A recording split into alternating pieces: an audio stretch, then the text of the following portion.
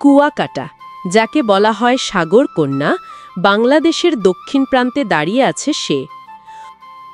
অপূর্ব সৌন্দর্যের এক অনন্য সৃষ্টি, সৈকতের বিস্তীর্ণ বালুচর, যেখানে সূর্যোদয় আর সূর্যাস্ত একসাথে দেখা যায়।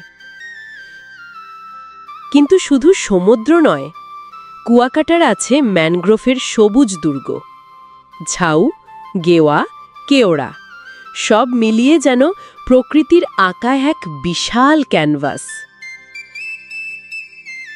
জোয়ারের সময়ে পানি ভরে যায় খালবিল, মনে হয় বনটা নিজেই যেন সমুদ্রের সন্তান। ভাটার সময় কাদামাটির ভেতর খেলা করে কাঁকড়া, নিঃশব্দে উড়ে যায় নানা পাখির ঝাঁক।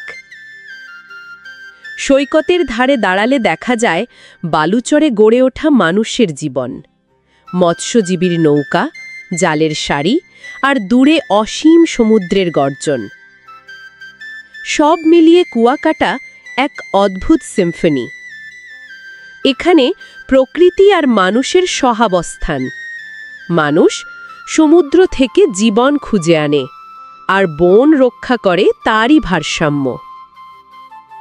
কুয়াকাটা শুধু একটি পর্যটন কেন্দ্র নয়, এ যেন প্রকৃতির বুকের ওপরে আঁকা সবুজ আর নীলের এক মহাকাব্য।